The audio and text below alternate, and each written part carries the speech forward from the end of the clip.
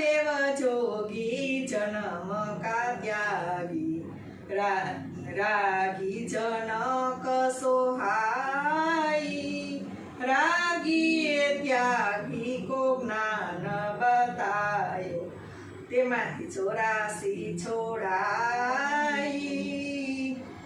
આતમ દિયો રાગીએ ત્યાગી કો જ્ઞાન બતાયો આતમ દિયો ઓળખાઈ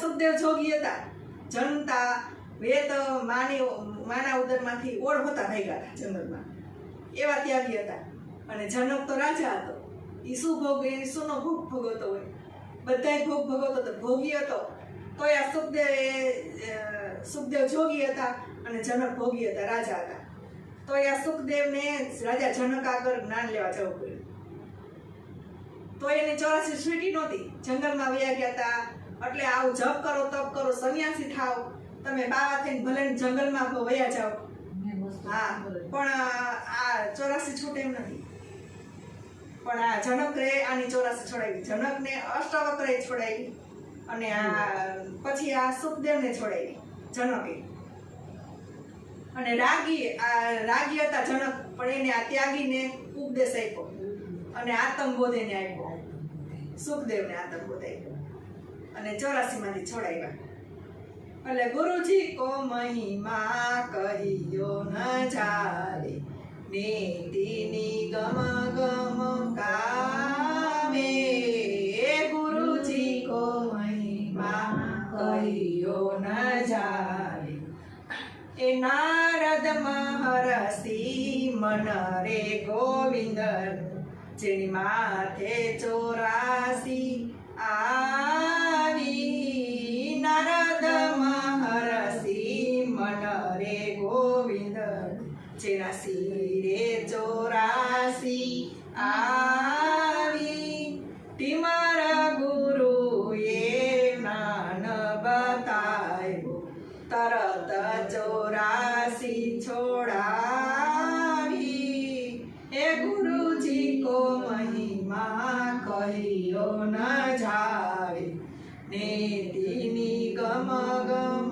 ગાવે જો નારદ મહર્ષિ હતા એ બ્રહ્માના પુત્ર હતા અને ગોવિંદનું મન એવા નારદ હતા અને બધે 14 લોકમાં ગમ્યા ફરે તો એને કોઈ આડું ન ફરે બધે લોકમાં જઈ શકતા એવા સમર્થ હતા તો એ આ સંતની સભામાં જાય ને એટલે નારદ બેસે એટલે બધા પછી આ નારદ ઊભા થઈ જાય ને વયા જાય ને એટલે એ જેટલી ભૂમિ છે ને એને બધું શુદ્ધ કરે આ બધા એટલી ખોદી નાખે અને પછી લીપે કે આ નારદ બેસીશું તો કે આ જમીન અપવિત્ર થઈ જાય કેમ કે એને ગુરુ કર્યા નહોતા એટલે પછી બધા કહે છે તમને જો આ નારદ કે તમને આમ કેમ કરે તમને ખબર છે કે તમારા આસન એક બાજુ મૂકી દેશે અને એટલી જમીન તો ખોતરી નાખે છે અને લીપીને શુદ્ધ કરે છે એટલે નારદ કહે છે તમે તો આમ કેમ થાય છે કે તો કે તમે નુગરા છો તમે ગુરુ નથી કર્યા તમને અભિમાન છે એવું કે હું મન ગોવિંદનું છું અને બ્રહ્માનો પુત્ર છું તો તમને જો 84 છૂટી છે કે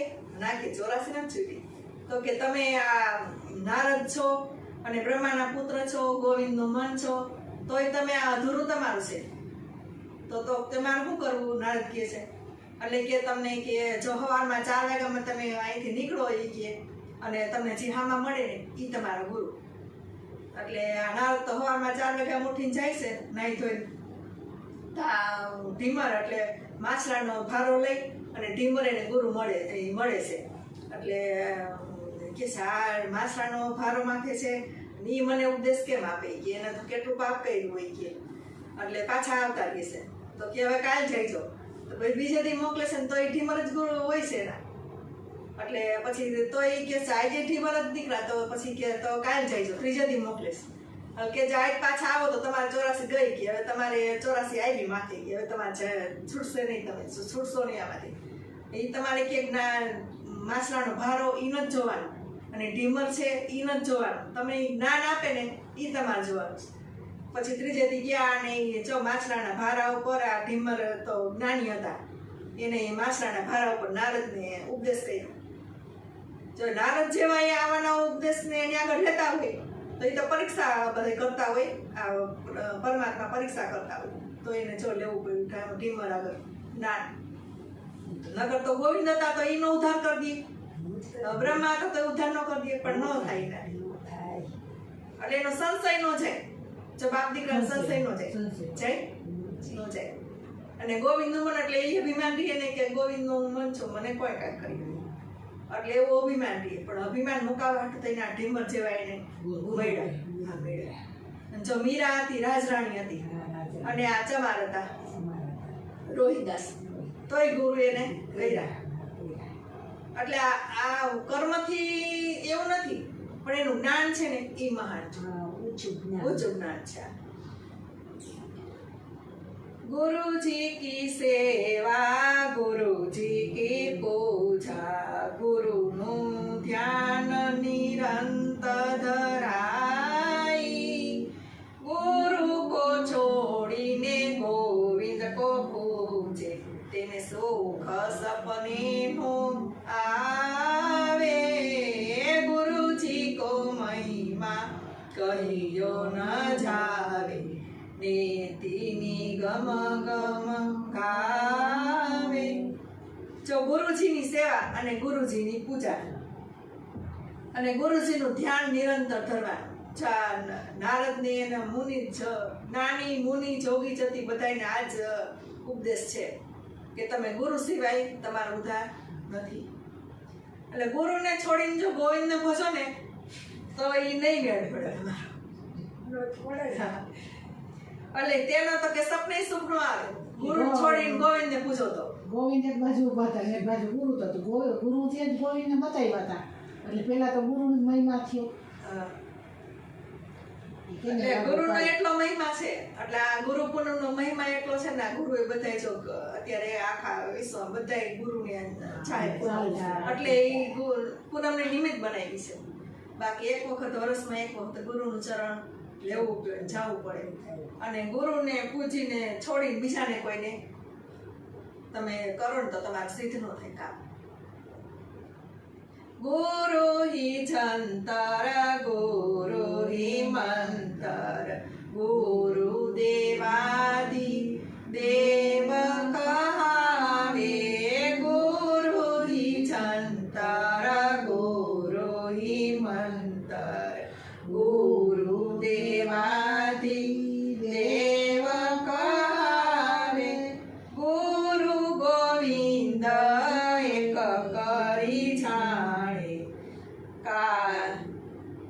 ગુરુ ગોવિંદ દોનું એક કરી જાણે સબ પર પરમ પદ પાવે.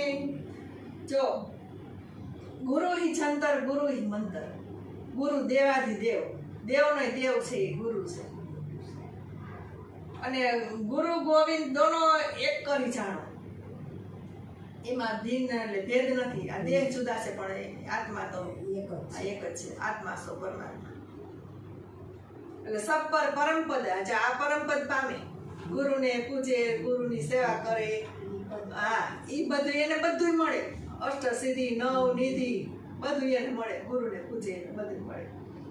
એટલે ગુરુજી કો મહિમા કહિયો ન જાવે નીતિની ગમ ગમ ગાવે ગુરુજી કો મહિમા કહિયો ન જાવે. ધર્મગીરી સ્વામી નામે અનામી બિંદુ સિંધુમાં સમાયે ગુરુજી કો મહિમા કહિયો ન જાવે નીતિની ગમ ગમ ગાવે ગુરુજી કો મહિમા કહિયો ન જાવે. ધર્મગીરી સ્વામી નામે અનામી. જો તમારું નામ છે, આ દેવનું નામ પણ છે, તમારું નામ છે, પણ તમે તો અનામી છો. નામે અનામી, નામ છે પણ છે અનામી. બિંદુ સિંધુમાં મળી જાવે. જો આપણે ચકલા કેમ ચાંચ બોરે, એવું ચકલા ચાંદ જેટલું આપણે આ જ્ઞાન છે હજી. અને સમુદ્ર ભેરો શાક. હવે આ બિંદુ છે એમાં દરિયામાં નાખી તો સિંધુ થઈ જાય ઘી.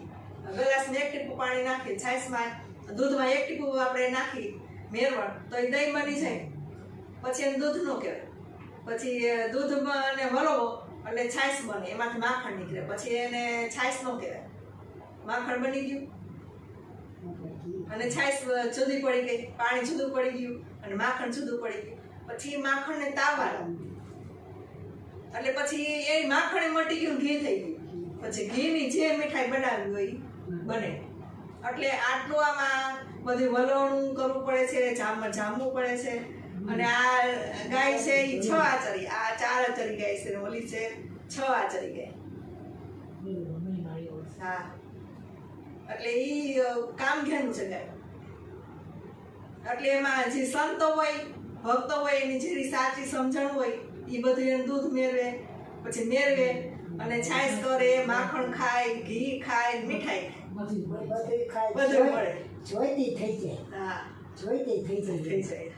થઈ જાય. દ્રષ્ટિથી થઈ જાય. જો એટલો ભાવ ને એટલો પ્રેમ હોય ને એટલે તો તમારે કાંઈ કરવું ન પડે, બેઠા બેઠા